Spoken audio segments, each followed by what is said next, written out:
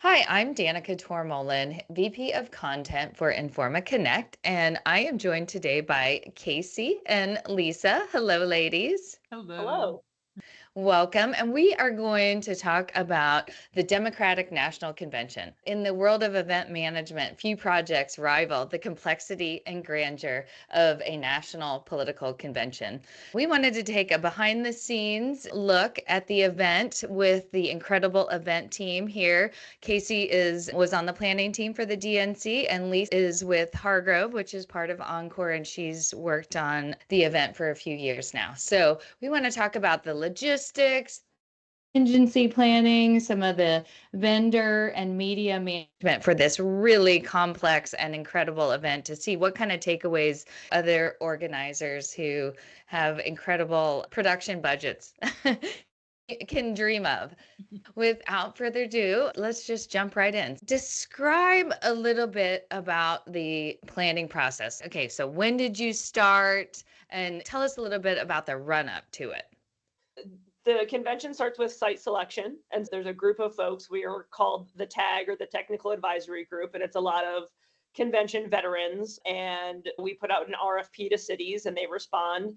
And we go through the painstaking process of meeting with them, with site visits. The DNC chair, and at this time, the White House selected Chicago, which was an incredible city. And so from tip to tail, it's about a 2.5 year process. So it's a really complex event. We have over 50,000 attendees over the course of 4 days, roughly 10 to 12,000 members of the media.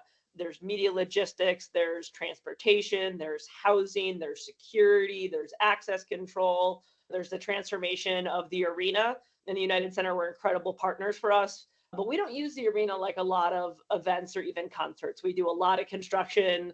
We really utilize the building in a very different way. And so it takes us a while to plan everything for all of the various user groups that are coming. It's like a citywide on steroids, right? Because it's not Yeah. often they're using both the entire convention center and an arena and almost every hotel room within 30-mile radius of a city. It's a lot of work in that site selection up until the actual, forget the plan of the show, but even figuring out where you're going to do it is a big part of the work. Exactly. Bringing that many people into the city, and so many profile people as well. Yeah. Yeah. Yeah. So Casey, you were there from the very beginning. You said you were part of the site selection team. Yeah. And yeah. What's your background in events? Do you have an event background? I have a very political background. Out of college, I moved out to Washington, D.C., and I worked on the Hill. I ran a few campaigns. I was the lobbyist for the State Department employees, Foreign Service officers. And campaigns are basically just like a lot of very small events that you're managing. Yeah. Every little stop, and you start to learn the nuts and bolts of events when you're a campaign manager. And I wrapped up a campaign in 2014, and a friend of mine said, "Hey, I'm going to be working on the Democratic Convention. I'd really like you to come work on my team." And I was like, "Oh, okay, that sounds fun." And I just absolutely fell in love with it. So it was one of those aha career moments where you're like, "Oh, this is what I'm supposed to be doing with my life." That's incredible. Now that you reflect back, is there anything you wish you knew when you started on day one in event management? Just that no matter how well you plan, something's always not going to go the way that you want it to. And that's okay. And that don't let perfect be the enemy of good or even very great. A lot of times I'm a perfectionist at heart. And there's a lot of times where if something wasn't exactly right, it would drive me crazy. And I think over the years, I've definitely learned that it's like, all right, that's close enough. That's no one else is going to notice that that sign is like slightly askew or not exactly where I wanted it placed. And we're just going to live with that sign being where it is to a certain extent. But yeah. Or our favorite phrase, the time for good ideas is over. There Yes. becomes a time that I like that one. no more good Yeah. ideas. We just have to Yeah. execute. So Lisa, tell us about when you jumped in on the planning phase, and talk about the run up from your perspective. So Yeah. we usually start working in like January of the year of the convention with the DNC. And it's a perfect time for us to start because we're really there to help them manage the vendors and really the bigger wide of people who are bringing, if you can imagine how many things are coming into this area. Our job is really to support the DNC in both the budgeting and the finding of these different vendors and then different items we're bringing in. So we start in January and work really 9 months with them in this case through the planning process. The way Case, that I would explain to people, what does Hargrove do? And I often use the orchestra analogy, which is like Hargrove is very much like the conductor of the orchestra, and then all sort of our other prime vendors are like sections of the orchestra. So they make sure that everyone's playing from the same sheet music, everyone's in the same time, things like that. They've always, been an incredible partner of keeping the train on the tracks and making sure that we're getting to the stations on time. And then are All you the sorts of composer? stories. You're the composer then, Casey, right? If we're the Yes, I am the yeah, composer of yeah, the okay, orchestra. great. Perfect. composer and conductor, right? Exactly. So each of you, I'm going to ask, what was your favorite part of the convention? I'm not gonna lie, I'm a sucker for, so I call it Balloon Day, and it's like the 2 or 3 day period where there's this incredible group of volunteers and they come in and they blow up all the balloons and then they get raised up to the rafters. But in that interim period, there's just like giant bags of balloons all over the floor. And then obviously the balloon drop. But I thought that Vice President Harris's speech was absolutely incredible. So I think that was probably one of my Balloon Day, and then her speech, and then the balloons falling. Balloons are always my favorite. Balloons Yeah. are pretty great. I think in any event, it's getting started. It's a long planning process. So you just get to a point where it's time to have that baby. And the first day, first person that walks in is one of the greatest feelings in the world because you are open and it is time. And then same to go with every event. It's good when it's also done too. So it's the best part of our jobs if they happen. Start on a date and they end on a date. It's an amazing amount of people that come together to make the convention possible. And it is really just a great chasm of what we do in the event world to begin with. We all come together in these groups and work together. Every little piece counts. And so to make all those things come together is really, it's an amazing part of what we do. And it's great to see it all come together and work. It's great when it all works. Yeah. What was one challenge that you had to overcome? I'm sure there were many, but you can just share one. I think to a certain extent, having who the nominee was going to be, switching from, I think, a planning standpoint wasn't necessary. It didn't really, I would say, change how many golf carts we needed, how many porta potties we needed, things like that. All of that stayed pretty consistent. I will say that it was really challenging then because a lot of times Monday night is like our dress rehearsal to a certain extent. And so you see, okay, what policies and procedures worked, like what didn't work. And then you come together at the end of the night and you're like, here's what we have to fix, here's what we want to fix, and we're just going to have to live with this not being okay. And then you do that every night so that by Thursday and the big speech happens, like you're firing on all cylinders. And I think what was challenging was that we had a lot of protectees in the building every single night. And Monday was President Biden's speech.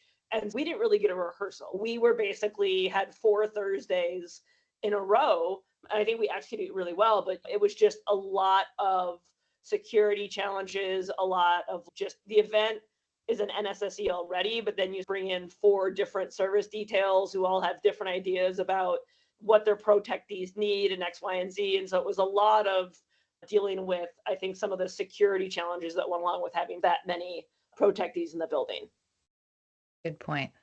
Lisa, what about you? I think for me, most people don't know this, but we walked in the door of the arena on June 22nd. So if you can imagine, June 24th. If you can imagine the idea that this load-in happens for weeks, this event wasn't until August. So what I think was interesting is weather played a big part in how we had to work over the course. It's the first time that the convention's been in the Windy City in a while, and it was very windy and also very stormy.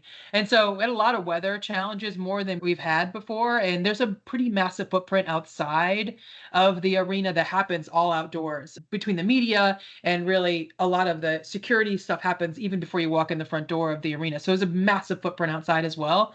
And so we had a lot of weather challenges in staffing, figuring out how we're going to make up for days. There were days we had to take off completely of our work time because the weather was just too bad, and make up for those along the way. There's a lot of that internal in that planning that you're like, it's not like a 2-day sprint. It is a marathon. And so you really are constantly trying to figure out, okay, fine, let's take the day off. It's not worth working in a derecho rainstorm. But then where are we making that time back up? Yeah, and so much is predicated on that schedule of the media pavilion has to be done on this day because that backs into the media arriving this day, which backs into the power being turned on this day, which backs into. And when you lose a day or two with when it seems like a very long build, our days are so specifically scheduled because we say, okay, it's Thursday at 11:59 p.m. We work backwards essentially from that because we know that the media are going to be arriving the Friday before and the suite modifications have to be done by this date. So it's a very particular schedule that we obviously build ourselves some wiggle room, but when you start to lose a couple of days, like it really condenses on itself. Mm-hmm. Good points. And I didn't realize that you started loading in that early. I figured it was early, but it's real. It's more early than you would think, really. Casey said this, but the way in which we use the arena is completely different than it's normally used to be used. And so we really are like doing construction projects within this building. We are not just putting up event things like you normally would see. We are really like changing how this building works, and we're changing where people are coming, how elevators are working, stairs are working. We're changing pathways that people are normally working. So it's a bigger undertaking to really infrastructurally change an already existing building. It's a much more involved, I think, production build too, and also the way that we support the media. So there's a lot of the construction that we have to do is around production in the media. We're pulling seats out of the arena. We're white boxing suites. We're building writing press stands. We're building scaffolding press stand-ups. Like a lot of it is in service of making sure that we give the media the opportunities to cover the story that we're trying to tell. I was just going to ask you, paint a picture of some of the construction that you did there. So taking out seats, doing scaffolding for the media so that they each have their own unique shot and a nice backdrop for their broadcasts if necessary, and photos and all of that. Yes. And I don't know, white boxing is a term I think that we use at convention. I don't know how familiar it is, but essentially all those sort of hospitality suites where you go to a concert and you see the people in the fancy suites. We take every piece of fixed furniture, both I'd say loose and fixed furniture. We take out knee walls, counters. Counters. We put scaff to make it a level floor. We had to take out windows and the window framing, and then basically we put floor protection and drywall essentially over everything. So when we give it to the media, it's literally a white box that they get, which is why we call it white boxing. And then they come in and they build their little sets. So if you saw like Anderson Cooper at his little desk in CNN, they bring in all that stuff, and we essentially hand them a blank canvas for them to do their broadcasting suite out of. So how long does it take to tear everything down and give the building back to them? 3 weeks. 3 weeks. Give or take. Goes out faster than it comes in. So tell me about the staging. Of course, that is really what stands out. It looks beautiful on screen. I did hear some people told me some of it was like even not like all LED wall, that some of it was like AI generated. Yeah. So is that true? Tell us a little bit about the staging and setting that part up. Yeah, a lot of that is through our incredible production team, Kirshner Productions. Ricky Kirshner is one of our executive producers, and they've done the last, I don't know how many, but I think 4 or 5 conventions. Yeah. And they have an incredible stage design team in Bruce Rogers, who really just brings, I think, the vision of a convention to life. And they're incredible partners, and we work really closely with them. But all that production and design runs through KEI. We make sure that they have all the support that they need via power and dock management and the necessary sort of non-IATSE labor that they require. But all the production and stage stuff runs through them, and they're incredible at what they do. Yeah, it was a massive LED wall back there, which actually, the edges were not AI, they were real wood, but a great mix of both technology and hard set, because I think that's what made it look so rich and the depth of it, because they had that great mix of both.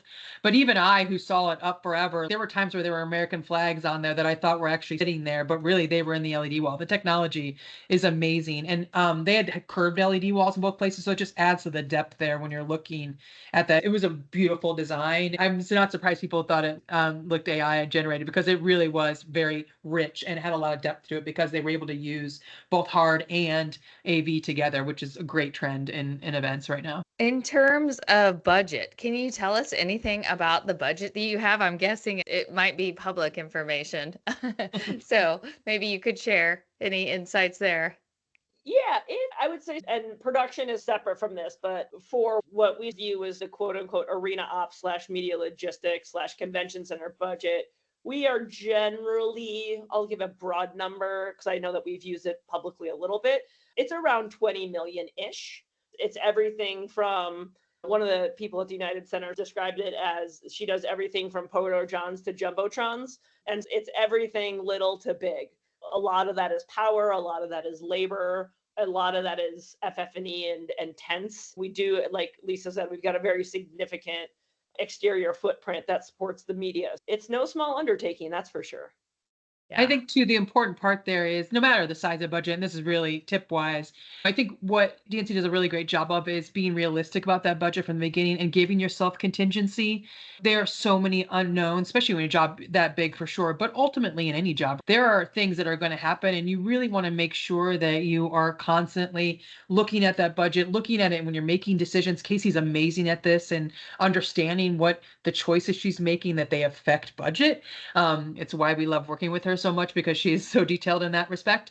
And I think it's for anyone to put that budget together at the beginning seems like a daunting task, but use that as your guideline along the way. Give yourself some contingency, give yourself some room to grow. And then when you're at the end and you're trying to make decisions about the nice to haves and the have to haves, those decisions are much easier to put in your brain. You're like, okay, a have to have is a non-negotiable, so that's got to be in. But now I got these nice to have decisions. Like, for instance, I don't know if you saw, like on the side of the building, those large banners and the beautiful thing that looks great in the shot. Those are all honestly nice to haves, right? And we're coming to Casey and saying, hey, we want to put this massive banner on the side of this building. What do you think? Then that budget really is that framework to say, okay, if we pull from here to here, we can have this nice to have. And number is great, but really it's about how you're really managing that budget and looking at that budget in a way that's like keeping it up to date all the time and understanding it as your like guardrails as you start to plan. Yeah, and I think that one of the things that's challenging about the convention, I think 2024 in particular, was that it was truly been 8 years since we did an in-person convention, and the economy has changed a ton. Inflation is impacting the cost of everything, and we're still putting the budget together, and we're assuming that, okay, we're going to base this off of what we spent in 2020 or in 2016 with regards to golf carts, and we're going to add, let's say, 40% to that, because that's the only baseline that we have. And Lisa's point was really well made, which is, there were areas where we're like, okay, we're at the 2016 number, and we're going to apply 40% because that should hopefully put us in a safe spot. And there were some areas where that was not enough. And then there were some areas where we were like wildly over, and just because of the nature of the event evolving and changing. And really, I think being conscientious about the fact that we do a lot of guesstimation on the budget before we start to get actual costs in, and being able to really navigate that and not have to go back and say, wow, we were wildly off because we didn't do a good job. And so I think, like really giving yourself the space and that contingency for the unknowns that are going to come up is really helped us hit that number that we needed to hit. It's also just, I think it's such a reflection of our relationship and our work together, because she just says what I've said to her, like at the beginning, this is just, you haven't done this in 8 years. You need to know that everything's more expensive, and that we're willing to work together to be very transparent in this budgeting process, to be like, here's what we're seeing, here's what we see in the industry. Like, to me, that connection with your client and your customer is super important to the work, because Casey knows exactly that we're going to tell her exactly what's happening in the world. Like we want to make sure we have this great relationship with our clients, and those budget talks are happening very early, so that when we get down to the 11th hour, we're not like, oh my gosh, this is all sprung upon us. We know where we are in the world and where events are today, which are totally different than they were 8 years ago. I think one of the really valuable things that we have in our partnership with Hargrove, and that they've done this the last few convention cycles with us, is that I inherited the host committee budget in 2016 by necessity. I was the CFO in 2020, but what we really nailed down, I think some of the work that we do, and I think that something that events could really benefit is not just thinking about the event that's happening this year, but thinking about the people, particularly when there's such big spans in between when events happen, is how can you set the next set group of people up for success? Because at some point, somebody's going to stop coming back. And we really dug into it and designed the budget in a way that really tracked in, I think, a more in-depth way than we ever have, certain spending categories, who was the user group, what was our initial number, what was our final number, what was the reason that we were either over or under, so that we can really start to dial in when 2028 comes around, what we spent things on, who was the user group, can we be more cost effective? And so thinking about whether I think an event is happening 4 years from the next one or 6 months from the next one, I think having an eye of how can we hand this over to the next group of executors in a way that is going to help them be as successful as possible without having to reinvent the wheel. Sounds like if you were CFO of the 2021, you were in a prime position to be able to do that and foresee the value there, because there is, I'm sure, so much turnover from if it's only every 4 years. You're going to have essentially, you're lucky if you have a few of the same people. Exactly. I was going to ask you, so the approximate $20 million budget, but at the same time, I also wanted to hit on the economic impact to the city of Chicago. I looked on your website and I see some numbers from the last couple, but do you have any numbers, estimates yet on the economic impact for 2024? So there's two groups that are responsible for executing the convention. There's the host committee that sort of represents the city of Chicago and their interests and needs, and their primary function is to do the community outreach, help us identify local vendors, do a lot of the fundraising.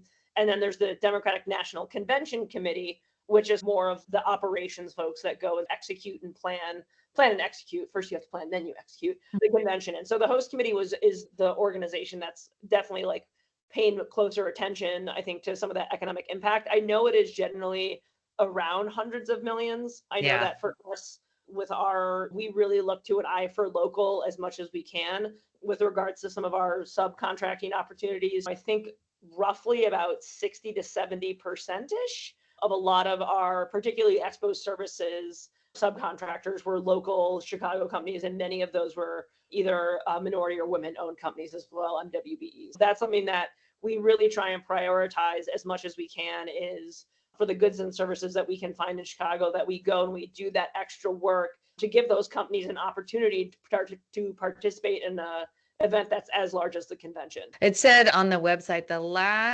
2016 in Philadelphia, 230 million generated an economic impact. That's interesting. Do you happen to have an idea, either one of you, on like the total number of people who like had their hands in planning and executing this event with all of the union and all of the local expo services and your team and their team and et cetera?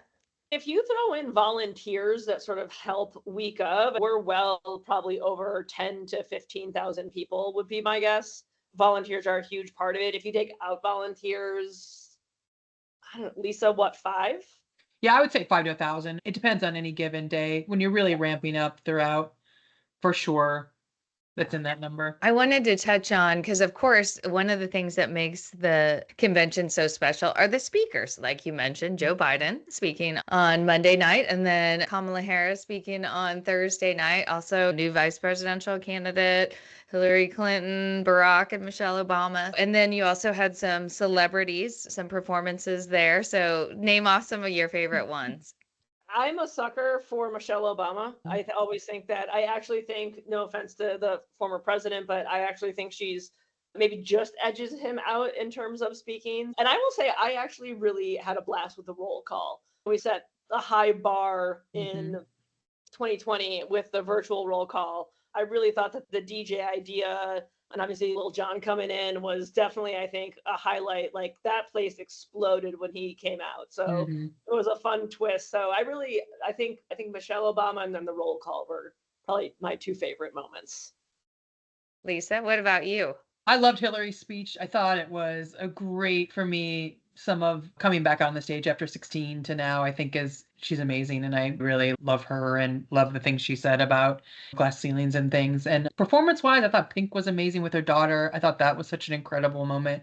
I think in all of it, if you look back at it, I've got so much great positive feedback, but really the program was a great combination of so many different parts of America, so many different parts of the political world across the aisle, Republicans, Democrats. I think to me, when you look at the whole breadth of the work there, the show really did show what is great about our country, politics aside, frankly. And I thought the performances really had the right mark. And then I was really like the whole show to me really just, it was great being in the room. There's nothing like the electricity of being in a room. It's why I like events, to be honest. This one seems to be a really big one, but I love being in the room for those kind of things because you can feel the excitement out of all the attendees. And there for 4 days of just all out excitement. And I was really just honored to be there. Yeah. Yeah. I felt like your team really added music in more than I've ever seen before. And that Yeah. was an interesting note and the roll call. And then I got to tell you, so Little John, him making such a splash there, he performed at our event like a Oh, couple weeks later. I love it. And so I it love was it. really great for us to have Mhm. him after he made Yeah, such a splash at the DNC and it was really great. was like the talk of that particular day for the Georgia roll call. Yeah. And it was just fun. In terms of technology and using technology at the event, what were some of your favorite things that you were able to accomplish with technology? This was the first time that we brought in Pixel Mob, which I think was really fun. What is that? That's the wristbands that sort of all light up at the same time or in different like patterns, and they can tell where they are so that you can change the colors of certain areas of the room. So that was really fun. I just think also too, going back to the stage design, how clear some of these LEDs get in terms of their pixels, Mm. where you can't tell if it's a real American flag or if it's American flag that's Yeah. on that board, really just changes what the production team can do with that backdrop. And I know times it looked like it was a wood grain, sometimes it looked more metallic. And so just the options that really gives us from a visual background and optic standpoint, I just don't think can be understated in terms of how clear that some of this high-tech staging is really getting into in terms of pixelation. How big was that? Was that Must LED have been- back wall? I don't know. It was huge. Massive. Yeah, it was both tall, and then the Thunderbirds were pretty. I think that the Thunderbirds were about a section and a half wide on each side. They may have almost have been two sections of arena seating. So they were not Massive. small. Massive. Yeah. Lisa, what about from your So I perspective? readily admit this is Yeah. not answering your question, but Yeah. what I think is what I think is interesting is not necessarily technology, but what I think DNC did an amazing job is leaning into the influencer crowd of what's in the world of media and how people are digesting content. So not only did we have an influencer lounge, they had influencer suites, but they also had an influencer stage. So they actually carved out area on the floor that influencers could go out to and videotape themselves. Really was much more, I thought it was the first time I've ever seen that really done well at a show, is to really lean in to the influencer world and give them the technology, right? The access, obviously all the things you have to make, you give them places to do their self tapes to do, but it was such an interesting different energy and something that is technology adjacent to me. But I think it really was interesting in seeing how they were able to cover it and cover it so quickly. But so used to traditional media covering this, and this was a very different way it was. And frankly, it was an interesting different backside of most media. You only see what's on the stage, and these influencers were able to show all this other work and all this other things that are happening around the arena and are outside, which is I like a lot because that's all the work that we do. I really loved that sort of bend and lean into that area of influence and really have your show be out there in the world without it necessarily being through traditional media. Yeah, and I'd have to go back and double check with our tech team, but like the amount of views or engagements that we got through that, I give a lot of credit to both our communications and digital team, the campaign, who like very much were like, how are we dealing with influencers? How are we going to engage them? But it was a massive amount of views and engagements that we got through these influencers. And I think that what's really smart, I think other events should think about this in the future, is that we were able to go out and look for, okay, who are some of the top tier environmental influencers or Mhm. choice influencers or women's rights or voting or democracy. And you could almost like micro target by who we invited influencers. Maybe if on a certain night they were really going to lean into women's healthcare or whatever, that finding those folks who would then go amplify that message because that's who their followers really are. And being able to get our message about why this Democratic ticket is in more alignment, where maybe these folks wouldn't otherwise be that engaged with politics, but because somebody that they follow on Instagram or TikTok was there and was broadcasting it, and they were scrolling through and they engaged it for 5 minutes or 5 seconds, that's a lot of eyeballs that we wouldn't otherwise Yeah. engage through traditional media like CNN or NBC, or even like some of the blogs now, or like BuzzFeed or something. I can't Yeah. believe I just said And blog. and on the event side, we're making it easy for them to do that. Like Yeah. getting them that stage right on the thing, giving them a place to hang out and charge their phones and make sure, like, all of that is in the event logistics world, giving them that infrastructure to make it easy for these influencers, which I thought it was a great combination of both those things. And it's Yeah. a much And yeah. lighter lift too, to a certain extent, from that logistic standpoint with these folks, is they don't require the same amount of power or Right. setup or whatever. And so like you're getting the Lots of bang for your buck. that we're Yeah, getting, totally. it's just massive compared to Totally. the amount of investment that we have to, and we're happy to do it, because again, there's still a lot of eyeballs from traditional media, but it's just from a dollar standpoint, it's a no-brainer, I think, Yeah. like moving forward. No matter what industry, you can have an influencer. There's an influencer in Absolutely. your industry, and Absolutely. you made a good point of all the different like micro targeting that you did. I did see coverage about the influencers that you brought in. I didn't know that you had a lounge and a special stage for them. So those are great ideas that other event Yeah. organizers can implement as well. Yeah, and I'm sure we have pictures of that. One more question for you. I just am curious. Okay, so now the event is over. When you reflect back, what are you most proud of when you reflect back on it? And then I also want to look ahead and what's next for you? What are you planning next? So let's look back first. For me, I think and Lisa's alluded to it earlier, but there's just something that's really incredible about when that Monday kicks off and you see all of this work that has been both done collaboratively or more individually come together when that first speaker hits that stage. It's just really an incredible feeling. And I think whether you were on it for as long as I was, or you were on it for a month, it's just this really big thing that comes together. And so I think that it's always a really special, I think, the day that we do what we call podium reveal, which is when we finally reveal the stage. I was very proud that nothing got leaked. In this digital day and age, like not having any pictures leak of the stage design, I was very proud of. So it's just always really neat when people come in, and like, even if you see renderings of it in the program, it's just really incredible to see the before and the after picture. And I have two really good pictures of. I was just going to say, I want to see that. Yeah. And we actually have a Before great and time after. lapse too, as well.